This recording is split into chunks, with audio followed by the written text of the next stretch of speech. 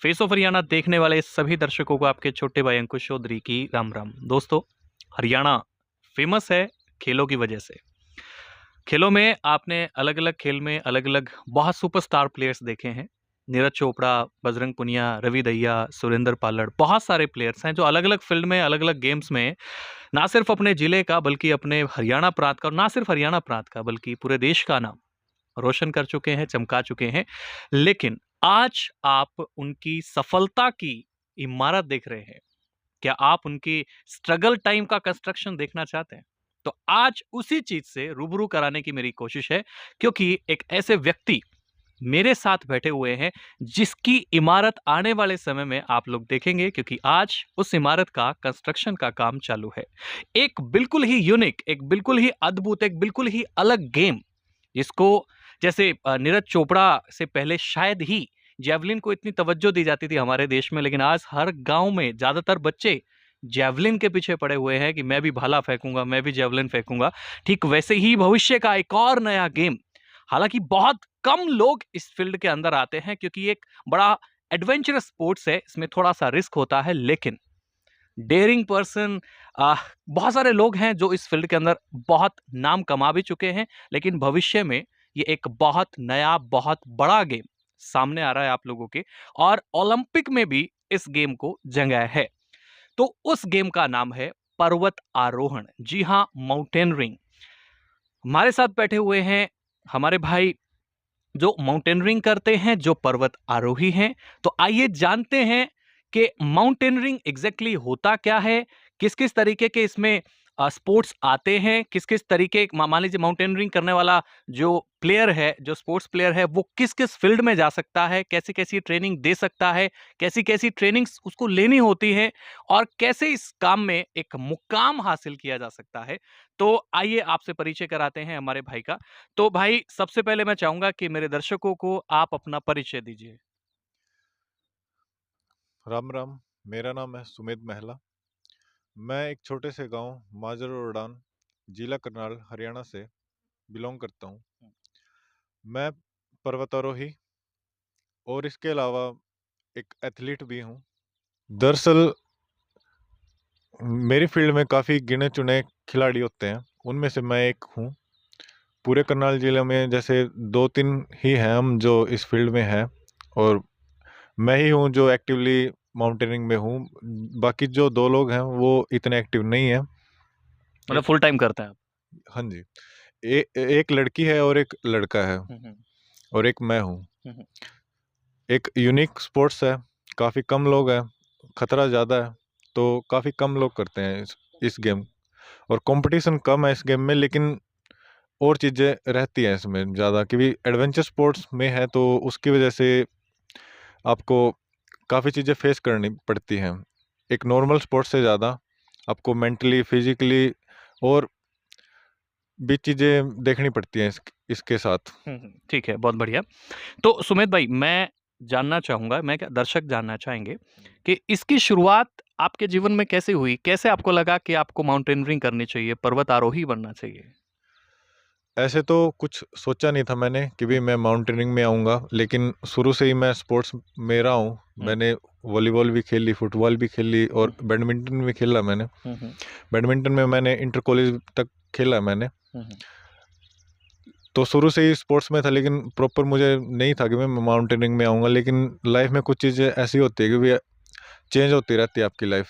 तो हम्म। उसकी वजह से मेरी भी लाइफ में भी थोड़ा चेंज आया। एक नई लाइफ मिली मेरे को, और एक मैं खुद एक नए स्वरूप में आया। मैं वो और कहानी जानना चाहूंगा, मेरे दर्शक वो कहानी जानना चाहेंगे, अगर आप इजी हैं उस चीज को बताने के लिए तो।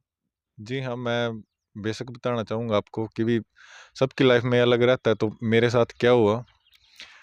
तो बात शुरू होती है 2018 से। हम्म। तो 2018 के शुरू में जनवरी में मैं काफ़ी बीमार था। उस टाइम पे मेरे को टाइफाइड था और 3-4 महीने मैं बीमार रहा। हम्म। तो उसकी वजह से क्या हुआ कि भी मैं घर पे ही रहता था। 3-4 महीने मैं बाहर नहीं गया, हम्म। घर पे ही रहा। इतना बीमार था कि भी मुझे खुद ही नहीं पता था कि मैं लेटा ही रहता था एक तरह से। हम्म। तो उसके बाद हुआ कि भी मेरे को एंजाइटी, डिप्रेशन हो गया, और साइकियाट्रिस्ट के पास दिखाना पड़ा मेरे को, हम्म, जो मनोचिकित्सक होते हैं उनके पास गया। काउंसलिंग हुई मेरी 2 महीने, अप्रैल मई 2 महीने मेरी काउंसलिंग हुई 2018 में। तो उसके बाद जैसे मैं पहले इंट्रोवर्ट था, मैं इतना बाहर जाता नहीं था, तो मेरा अंदर ही अंदर मन हुआ कि भी मैं बाहर जाऊं, गुम गुम हूँ। तो जून 2018 में मैं नैनीताल गया फर्स्ट टाइम पहाड़ों में। उससे पहले मैं कभी पहाड़ों में गया नहीं था। तो वहाँ पर मैं 10 दिन रहा, और उन 10 दिनों में मेरे को वहाँ पे काफ़ी अच्छा लगा।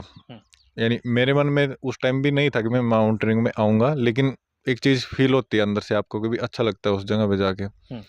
तो वहाँ से आने के बाद एक दिन मैंने देखा कुछ 1 महीने के बाद कि भी अनीता कुंडू जी ने, और वही मेरी इंस्पिरेशन है, मैं उन्हीं को देख के माउंटेनिंग में आया हूँ। तो उन्होंने माउंटेन क्लाइंब किया था, माउंट किलिमंजारो किया, जैसे उसी टाइम पीरियड में माउंट एल्ब्रस किया, और अर्जेंटीना की पीक की थी उन्होंने, जो दक्षिण अमेरिका की सबसे ऊंची पीक है। तो उनको देख के हुआ कि भी ये क्या फील्ड है और क्या है ये चीज़। तो मुझे वहाँ से माउंटेनिंग के बारे में पता लगा कि भी कोर्स क्या होते हैं इसमें। तो मैंने सर्च किया, गूगल सर्च किया कि भी क्या क्या होता है इसमें। माउंटेनिंग इंस्टीट्यूट के बारे में पता लगा, चीज़ें पता लगी कि भी ये तो कुछ अलग ही चीज़ है। और जब मैं वीडियो देख रहा था फर्स्ट टाइम पे, तो मेरे को तो अलग ही लग रहा था कि भी क्या यार, ये तो खतरनाक ही चीज़ है काफ़ी। लेकिन जब आप उस चीज़ को कर लेते हैं ना, तो उसके बाद वो इतना नहीं लगता, लेकिन होती हैं चीज़ें, क्योंकि पहाड़ों में कुछ कह नहीं सकते आप, चीज़ें बदलती रहती हैं। तो यहाँ से मेरी शुरुआत हुई।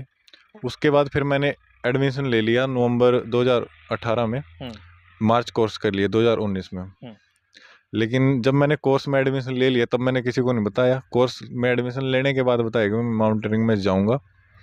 तो जब मैंने घर वालों को बताया, तो घर वाले तो नाराज़ कि भी पहाड़ों में जाएगा तो वहाँ पे तो खतरे ज़्यादा होते हैं, मर आ जाएगा तो। लेकिन मेरे को तो करना ही था वो चीज़। तो मैंने बोल दिया कि मैं तो इस फील्ड में जाऊंगा, जो होना होगा वो देखा जाएगा। तो 2019 मार्च से मेरी स्टार्टिंग हुई। फिर बीएमसी किया, और उसके बाद यानी बेसिक माउंटेनिंग कोर्स होता है ना, वो तो मैं सबको प्रेफर करना चाहूँगा। अगर आपको माउंटेनिंग में आना है या नहीं आना है, तो वो अब बात की बात है, लेकिन आपको एज अ पर्सनैलिटी डेवलपमेंट या फिर खुद के लिए वो करना चाहिए आपको एक बार ज़िंदगी में। तो आपको ना काफ़ी चीज़ें समझ में आएंगी खुद के बारे में, कि भी आप कितना रिस्क ले सकते हैं लाइफ में, कितना सीख सकते हैं, क्योंकि माउंटेनिंग काफ़ी चीज़ें सिखाती है आपको। तो सुमित भाई, मैं आपने थोड़ी देर पहले बताया कि आपके जो इंस्पिरेशन है वो अनीता कुंडू हैं। ये चीज़ क्लियर हो गई है।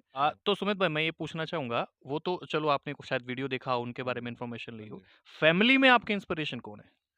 जी, मेरी फैमिली में मेरे कज़न ब्रदर सिस्टर हैं, नैना कैनवाल और निखिल कैनवाल, वो मेरे कज़न्स हैं। सुताना से। हाँ जी। तो उनको मैं अनीता कुंडू जी से पहले देखता था कि भी वो रेसलिंग फील्ड में है। तो उनको देख के भी खुद होता था कि भी मेरे कज़न्स कर रहे हैं कुछ, तो मैं भी करूँ। यानी स्पोर्ट्स में शुरू से ही था। लेकिन उनको मैं देखता था, जैसे नैना को और निखिल को, तो दोनों जैसे जल्दी उठते थे, सुबह डेली का रूटीन था उनका कि भी जल्दी उठ के रनिंग करनी है, फिर उसके बाद एक्सरसाइज करके और फिर अपने प्रैक्टिस करते थे वो डेली। और शुरुआत उनकी भी जैसे काफ़ी मुश्किल थी। प्रैक्टिस एक जो स्टार्टिंग का खिलाड़ी की शुरुआत होती है, तो वो धीरे धीरे एक टाइम लगता है एक खिलाड़ी को बनने में। ऐसे ही नहीं होता कि भी आप अभी तो आप जो देख रहे हो उन दोनों को अभी है, लेकिन उस चीज़ के पीछे उनकी मेहनत है, जी तोड़ मेहनत है कि भी सुबह उठना और फिर रूटीन डेली फॉलो करना। वो ऐसे नहीं आती वो चीज़। यही चीज़ तो आपके माध्यम से हम लोग दर्शकों को दिखाना चाहते हैं कि कंस्ट्रक्शन का टाइम कितनी प्रैक्टिस मांगता है, कितनी मेहनत मांगता है। बहुत बढ़िया भाई। तो सुमित भाई देखिए, पहाड़ पे चढ़ने के लिए आपका फिजिकली फिट रहना बहुत ज़रूरी होता है, और आपके बॉडी स्ट्रक्चर से वो दिख भी रहा है। आज के यंगस्टर्स के लिए आप एक फिटनेस मॉडल के रूप में हैं, तो आपकी दिनचर्या कैसी है वो जानना चाहूँगा? जी, जैसे मैं सुबह अगर यहाँ घर पे रहता हूँ, सुबह मैं साइकिलिंग करता हूँ अराउंड लगभग 20 किलोमीटर। वो मेरे ऊपर डिपेंड है कि वीकेंड पे मैं ज़्यादा भी कर लेता हूँ कि 50 या 100, मेरी मर्जी है। और शाम को मैं रनिंग करता हूँ कि 5 किलोमीटर, ज़्यादा भी कर सकता हूँ। लेकिन अगर डेली रूटीन है मेरा वो कि 20 किलोमीटर साइकिलिंग और 5 किलोमीटर रनिंग मेरा डेली का, यहाँ घर पर हूँ तो। अगर जैसे मैं मनाली में था, तो वहाँ पर मैं रनिंग वगैरह करता था डेली कि 5 या 10 उतना भी काफ़ी रहता है वहाँ पे, क्योंकि पहाड़ों में आपको ज़्यादा फिजिकली और मेंटली फिट रहने के लिए कम में भी काम चल जाता है वहाँ पे। क्योंकि यहाँ पे प्लेन है, वहाँ पे पहाड़ है, तो हाइट ज़्यादा होती है, प्रेशर हाइट, तो उसकी वजह से 5 किलोमीटर भी काफ़ी रहता है हमारे लिए। आपने कहा कि आप कभी भी अपनी इस चीज़ को बढ़ा सकते हैं, ऐसा कैसे? क्योंकि आप पहाड़ों में रहते हैं, तो उसकी वजह से आपकी मेंटल और फिजिकल एज है जैसे वो कम होती जाती है। जैसे अगर मैं खुद का बताऊं तो मेरी उम्र जैसे 27 साल है। हैं? हाँ जी। लेकिन मेरे को जो फील होता है कि भी जैसे मैं 20-21 साल का हूँ, ऐसे कि भी फिजिकली खुद फील होता है, क्योंकि जो चीज़ें मैं पहले नहीं कर पाता था तो वो अब कर पाता हूँ मैं फिजिकली। तो उस वजह से आप मेंटेन कर सकते हैं उस चीज़ को। तो शॉर्ट टर्म के लिए आपका गोल क्या है? अभी आप क्या करने का प्लान कर रहे हैं? जी, अभी मैं यहाँ पर हूँ तो मैं अभी मेरी साइकिल यात्रा पूरे हरियाणा की मैं साइकिल यात्रा करूँगा, और मेरा मोटिव रहेगा कि मैं फिट इंडिया या फिर लोगों को जागरूक करूं फिटनेस के प्रति, क्योंकि आजकल मैं देखता हूं कि भी मेरे आसपास नशा और और भी चीज़ें कि भी आप हेल्थ के लिए जागरूक नहीं है, खुद की खान पान खराब है लोगों का, तो उसकी वजह से फिट नहीं रह रहे हैं लोग। तो मैं संदेश देना चाहता हूं अपने भाइयों बहनों को और पूरे हरियाणा वासियों को कि भी आप फिट रहें। तो फिट इंडिया का मेरा है मोटिव, तो उसके लिए मैं साइकिल यात्रा करूंगा हरियाणा की और उसके बाद पूरे देश की। दोस्तों, एक बात जो मुझे सबसे अजीब और सबसे अच्छी लगी, अजीब नहीं कह सकते, सबसे अच्छी लगी, इन्होंने कहा कि फिजिकली और मेंटली आप जवान हो जाते हैं। मैं अचंभे में था, 27 साल इन्होंने उम्र बताई है और बताया है कि 20-21 साल के हैं। तो जब आप फिजिकली वर्कआउट करते हैं और जैसे भाई ने बताया कि पर्वत आरोही होने के नाते ये पहाड़ों में रहते हैं, तो पहाड़ों में रहने वाले का वर्कआउट ज़्यादा ऑलरेडी होता है और बाकी पर्वत आरोही बनने के लिए भी बहुत सारा वर्कआउट करना पड़ता है। तो उसमें आपका फिजिकली और मेंटली उम्र घटना एक बड़ी सुंदर बात बताई आपने। मेरे हिसाब से दर्शकों को बड़ा अच्छा लगा होगा। बहुत-बहुत धन्यवाद इसके लिए। भाई मैं जानना चाहूँगा आपकी अचीवमेंट्स के बारे में। जी, अभी तक मैंने सिक्किम में और हिमाचल में काफ़ी पहाड़ों को या फिर चोटियों को फ़तेह भी किया है, और कुछ होते-होते रहेगी। इस साल भी करने का इरादा था, लेकिन अब की बार क्या हो रहा है कि भी आप देख ही रहे होंगे कि मौसम फ्लक्चुएट हो रहा है, मौसम बहुत जल्दी-जल्दी बदल रहा है। तो अक्टूबर हमारे लिए एक तरह से क्लाइंबिंग मंथ होता है कि भी वो साफ विंडो मिलेगी हमको, अच्छा वेदर रहता है, तो वो भी हमें मिली नहीं, क्योंकि 1 महीना आगे सरक गया जैसे वेदर, क्योंकि 15 सितंबर तक बारिश होती है पहाड़ों में, तो उसके बाद मानसून खत्म हो जाता है। जैसे मैं बताऊं स्पेसिफिकली मनाली का, तो मनाली के अराउंड जैसे हनुमान टिब्बो हो गया, देव टिब्बो हो गया, तो ये पिक्स मैंने सोची थी करने की, लेकिन की भी है मैंने, अकेले की है। जैसे माउंट यूनम किया मैंने 6200 मीटर, वो अकेले गया था मैं। तो मौसम की वजह से वो चीज़ें नहीं हो पाई इस साल, लेकिन सिक्किम में मैंने माउंट लाखो खान से 5860 मीटर, वो हमारा एक्सपीडिशन था, वो किया। और माउंट यूनम किया मैंने, फ्रेंडशिप पीक की है।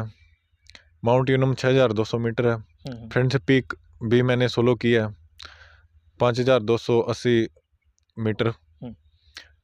तो कई की है मैंने और कई होते होते रहेगी। इस फील्ड में कंपटीशन वगैरह भी होता है? नहीं, कंपटीशन नहीं होता इसमें, एक तरह से बेसिकली तो ये टीम वर्क है, टीम गेम है, और कंपटीशन इसमें इतना है नहीं। लेकिन इसमें भी माउंटेनिंग में भी अलग फील्ड है जो ओलंपिक में भी है, जैसे स्पोर्ट्स क्लाइंबिंग हो गया, तो वो माउंटेनिंग के तहत ही आता है वो भी। और हमारी कुरुक्षेत्र यूनिवर्सिटी में उसकी स्पोर्ट्स वॉल भी है, उसको हम आर्टिफिशियल वॉल या फिर स्पोर्ट्स वॉल बोलते हैं। तो अगर in future university, Kurukshetra university उस पर ध्यान दे तो काफ़ी अच्छा कर सकते हैं हम, क्योंकि वो ओलंपिक का गेम हो गया, तो उसमें भी हरियाणा में स्पेसिफिक खिलाड़ी बन सकते हैं। सुमित भाई, आप जब मैं थोड़ी देर पहले आपके पास बैठा था, आप बता रहे थे कि आपने लगभग 20,000 मीटर वो कंपटीशन था एक तरीके से, मैं उसके बारे में जानना चाहूँगा। जी, अभी सितंबर में कंपटीशन था 20 से 26 सितंबर तक, तो उसका नाम था वर्ल्ड वर्टिकल वीक। तो पूरे इंडिया के खिलाड़ी उसमें ने पार्टिसिपेट किया, क्योंकि उसमें क्या था कि हाइट गेन करना, उसमें आपको जो सबसे ज़्यादा हाइट गेन करेगा तो वो जीत जाएगा। तो मैंने 20,000 मीटर प्लस गेन किया, और जो सेकंड आया लड़का उसने 8,200 मीटर गेन किया।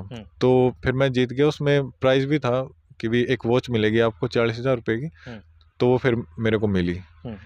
अभी वो कहाँ रखी है? वो अभी एक दोस्त को दे रखी है कि भी वो गए हुआ है दार्जिलिंग हम्म, ट्रेल रनिंग रिकॉर्ड करने के लिए एक तरह से, क्योंकि भी कंपटीशन करवाएंगे ट्रेल रनिंग का, ठीक है तो इसलिए उसको दे दी कि भी तेरे काम तो आएगी कम से कम, जी। मेरे को यहाँ क्या जरूरत है अभी। जी, बहुत बढ़िया। तो सुमित भाई, मैं जी। 2 चीज़ें इकट्ठी पूछना चाहूँगा। हम्म। एक चीज़ तो ये कि आप भविष्य में अपने आप को कहाँ देखते हो? और उसके लिए कितनी लगभग फंडिंग लगेगी, कितना पैसा लगने वाला है? जी, अगर देखा जाए तो अभी तो एक तरह से मेरी शुरुआत ही है। हुँ, अभी तो बिगिनर माउंटेनियर ही बोलूँगा खुद को मैं, हुँ, माउंटेनिंग में 3 साल के करीब हो गए हैं मेरे को। बीच में कोरोना का टाइम भी लगा लो, आपके भी लॉकडाउन वगैरह था तो घर पे ही थे।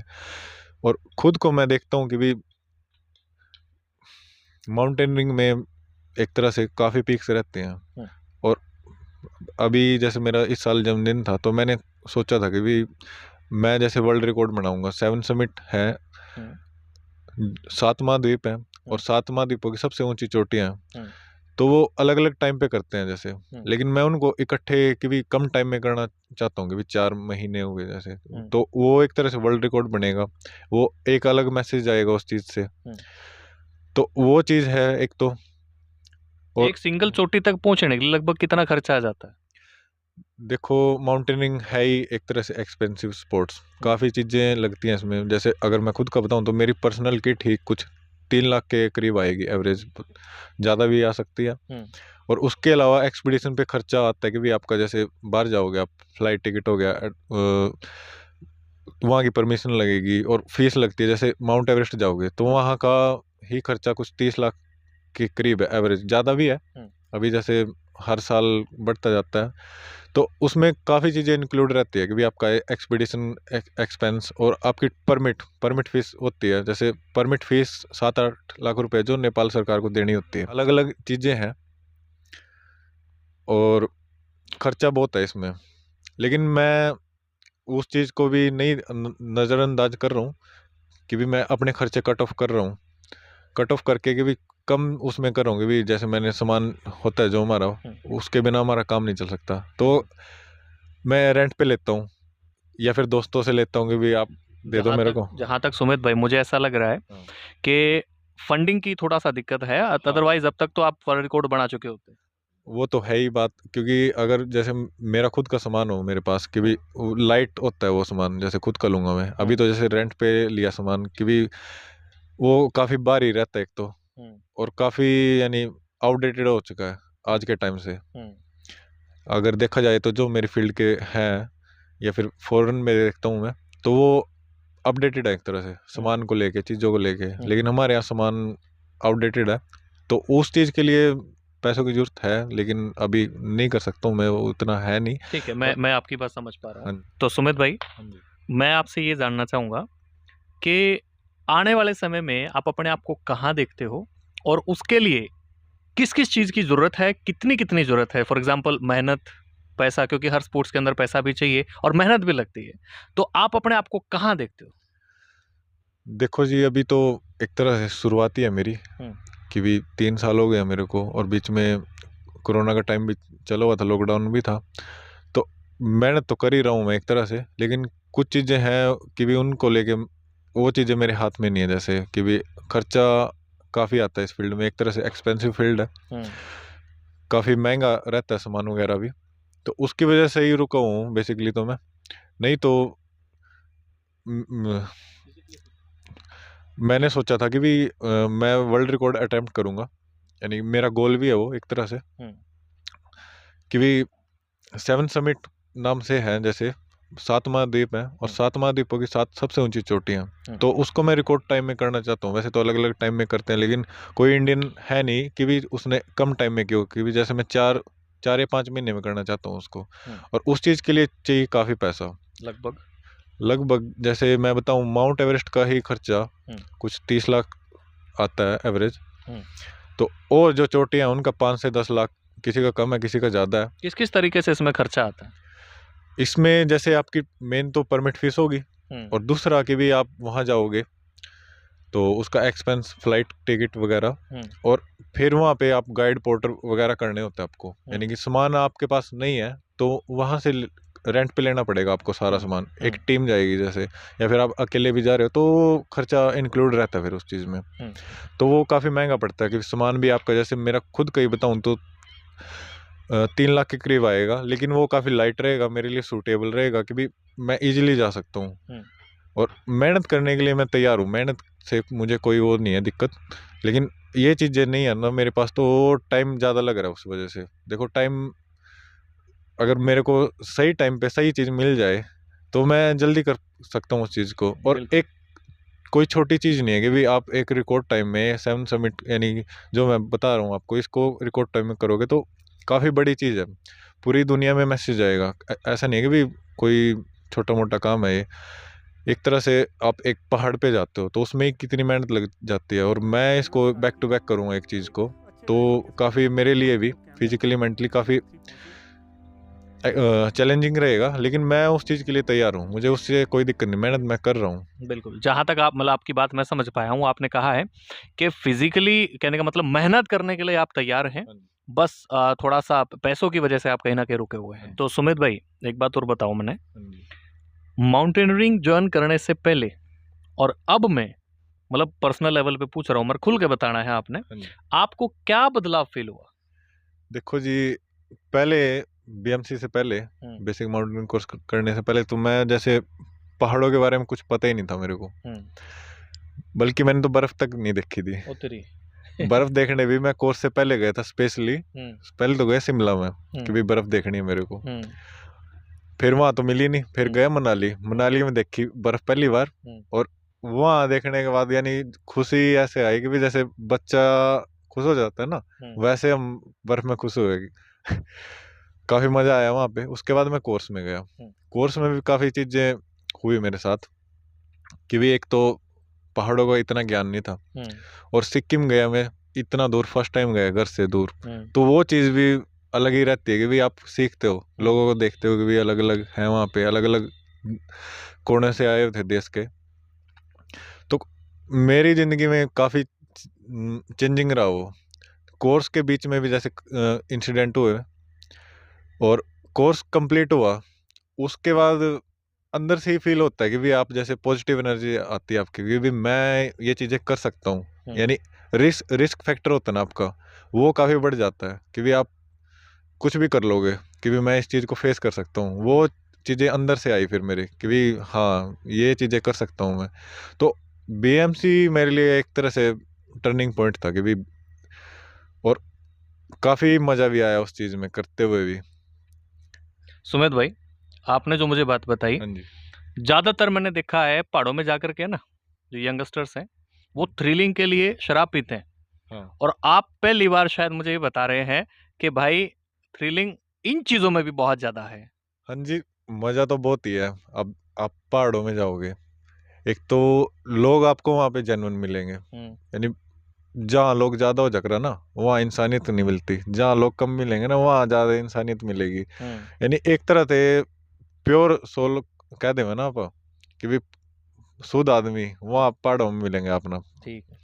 फिर वहाँ का एनवायरनमेंट, यानी अंदर से ही फ़ील आएगा अपना, वो तो फ़ील ना कितनी दारू पी लो वो भी नहीं तब आएगा जो पहाड़ों में जाकर अपना होएगा। कि भी जब अपने देश का झंडा लेकर आप चोटी पर खड़े हो गए और अपना राष्ट्रगान गाओ ना, हुँ, वह फ़ील अलग ही हुआ है। अलग ही होगा वाक़ई, हाँ, सच में। यानी दिल तो वो है ना कि भी अंजू तक लिख जा, ऐसा काम हुआ कई बार तो कि भी झंडा ले रहा हूँ मैं जैसे, और अपना राष्ट्रगान गाँव हम चोटी पर चढ़ गए, हुँ, तो वो अलग ही फील हुआ भाई। और वो पहाड़ चढ़ने का जो एक्सपीरियंस हुआ, वो भी काफ़ी थ्रिलिंग हुआ। कई बार तो ऐसा हो जाएगा भी, यानी कि न्यू हो जा कि भी हर 5 मिनट बाद ऐसा होएगा कि भी आप तो मरने वाले हो, बस खत्म आपका। हुँ, लेकिन फिर आप हर चीज़ ना यानी कि क्रॉस कर कर आकर और फिर वापस आओ, तो वो फिर वो हो गया भी, देखो मैं करके आ गया ये चीज़। इसके अलावा आपने बताया था कि भी यंगस्टर लोग जैसे जाते हैं, उन उनके बारे में बताना चाहूँगा कि भी यंगस्टर हमारे युवा लोग जाएंगे वहाँ पहाड़ों में, तो वहाँ नशे में जाते हैं, जैसे नशा करने के लिए स्पेशली।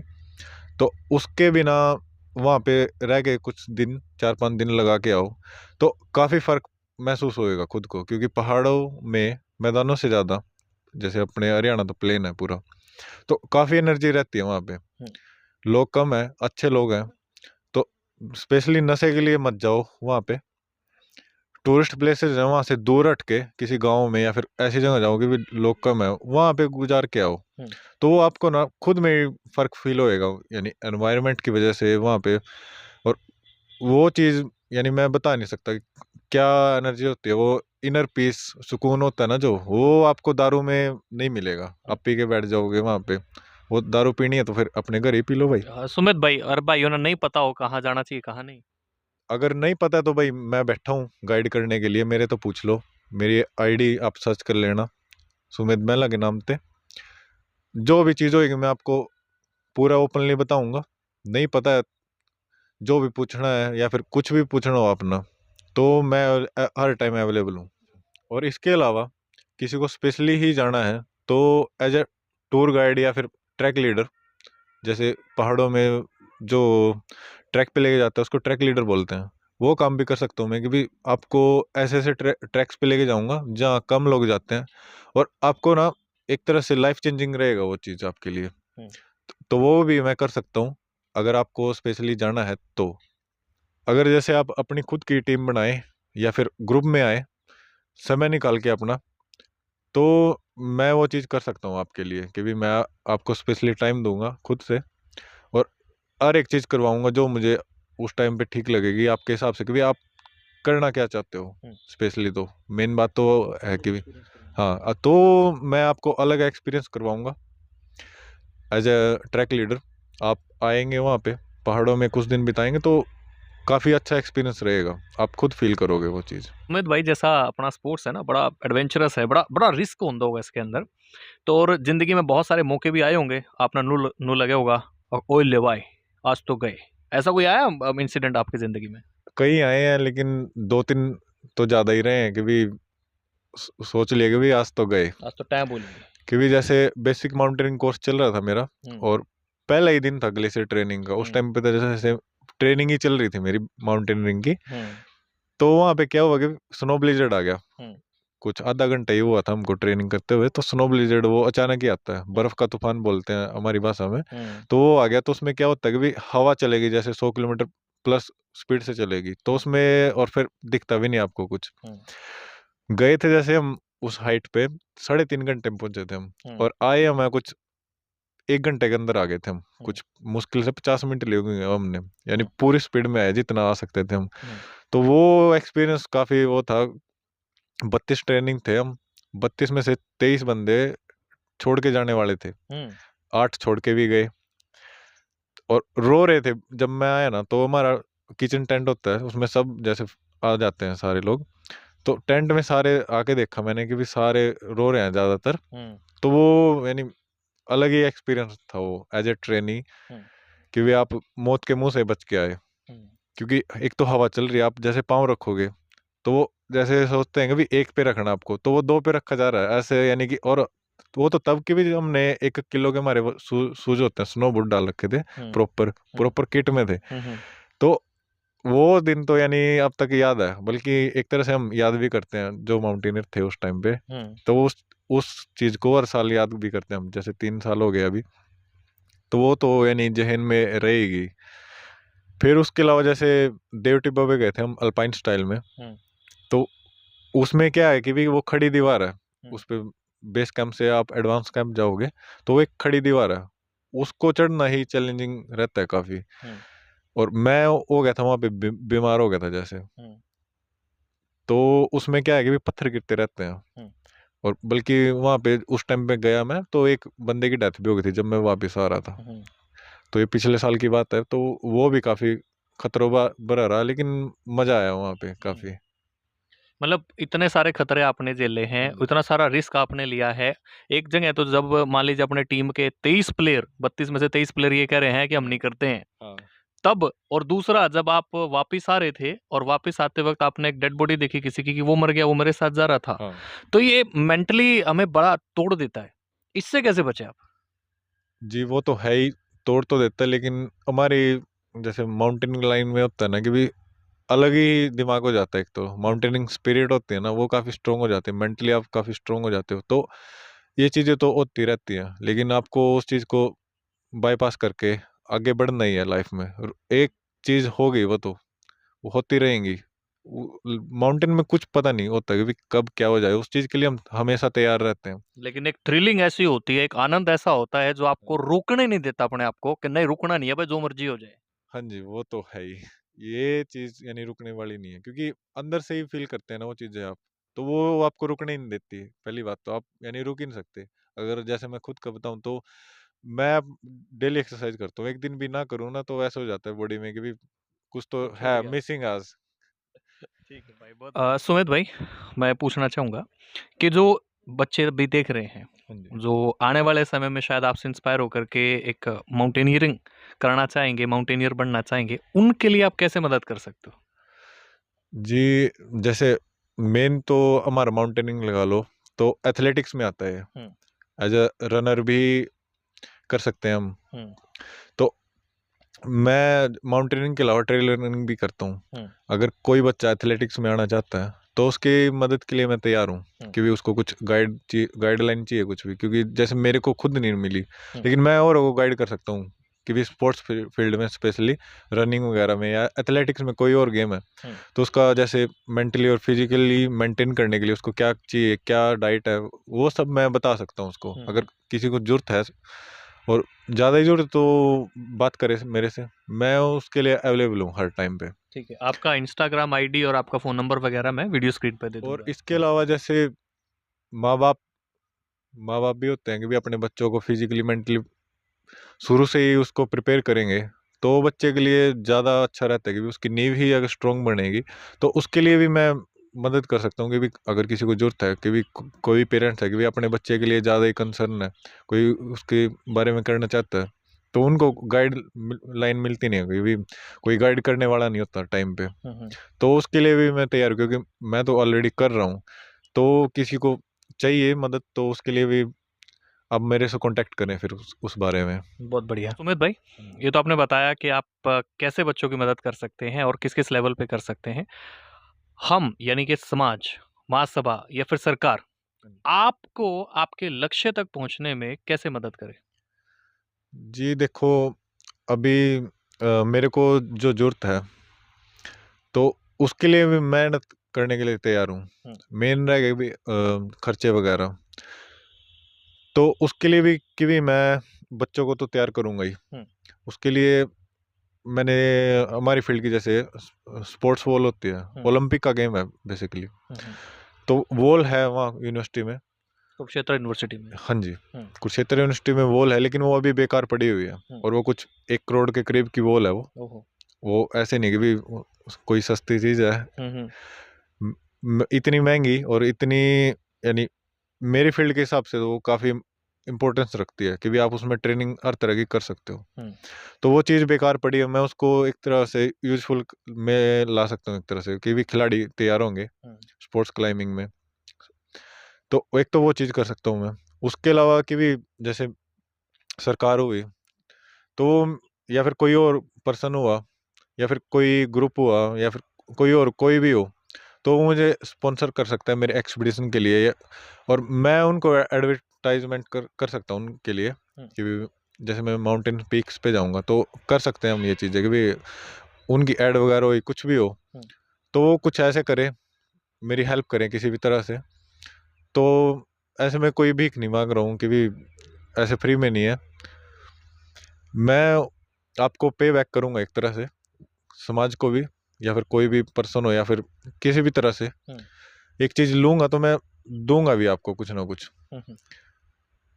तो ठीक है, हाँ जी। मैं आपकी बात समझता हूँ। आपके बात को शायद मैं सीधे शब्दों में आप लोगों तक पहुँचाने का कष्ट करूँगा। सुमित भाई कहना चाहते हैं कि एक तो कुरुक्षेत्र यूनिवर्सिटी के अंदर जो क्लाइंबिंग वॉल हाँ बनी जी। हुई है, वो बिल्कुल ही एक भी तरीके से यूज़लेस पड़ी हुई है। हाँ तो जी। उसका यूटिलाइज़ेशन ये करना चाहते हैं कि उसका यूटिलाइज़ेशन हो जाए और जहाँ पे इनकी मदद चाहिए, ये उस चीज़ को करने के लिए तैयार हैं। दूसरा, अगर समाज, महासभा या फिर सरकार किसी भी तरीके से बच्चों को तैयार करने के लिए एज़ ए ट्रेनर इनको अपॉइंट करना चाहे, उसके लिए भी तैयार हैं। और तीसरी चीज़ जो उन्होंने बताई है कि कोई भी सिंगल पर्सन जो इनको स्पॉन्सर करना चाहे, कोई भी ग्रुप जो इनको स्पॉन्सर करना चाहे, सरकार या फिर महासभा कोई भी इनको स्पॉन्सर करना चाहे, तो उसको पे बैक करने के लिए तैयार हैं किसी भी मोड में। चाहे वो एडवर्टाइज़मेंट उनके लिए करना हो, उनके लिए प्रमोशन करना हो या फिर उनकी अकेडमी में बच्चों को ट्रेनिंग देना हो, किसी भी तरीके से वो इसका पे बैक करेंगे। यानी गिव एंड टेक जो जीवन का नियम होता है दोस्तों, लीजिए और दीजिए, उसी से जीवन चलता है। तो वही चीज़ सुमेध भाई आप लोगों के समक्ष रखना चाहते हैं, वो बात आप लोगों को कहना चाहते हैं। तो भाई आप लोगों ने बहुत सारी चीज़ें पर्वत आरोहण के बारे में सीखी, जानी और जाना कि इसका भविष्य कैसा हो सकता है और सुमेध भाई उसमें कैसे हेल्प कर सकते हैं। इस वीडियो को देखने के लिए आप सभी का बहुत-बहुत धन्यवाद। उम्मीद करता हूँ कि आपने अभी तक जिस व्यक्ति को इसकी सबसे ज़्यादा ज़रूरत है, वहाँ तक इस वीडियो को शेयर कर दिया होगा। तो अच्छे-अच्छे कमेंट्स, आपके सुझाव, उन सब का इंतज़ार रहेगा। वीडियो को लाइक ज़रूर करें, शेयर ज़रूर करें और इस वीडियो को देखने के लिए बहुत-बहुत धन्यवाद। जय हिंद, जय भारत, जय हरियाणा।